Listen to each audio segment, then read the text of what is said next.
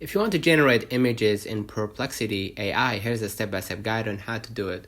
Go to the official website and then just ask the Perplexity or ask the AI about anything, right? So let's have an example. Blue Sky won't use data for AI training, right? You're gonna read more and you're gonna be able right here to see the sources, of course, and you're gonna see the images that you can see, that you can have access to for free, right? As you can see right here. It generated automatically, and you're gonna read more about this topic.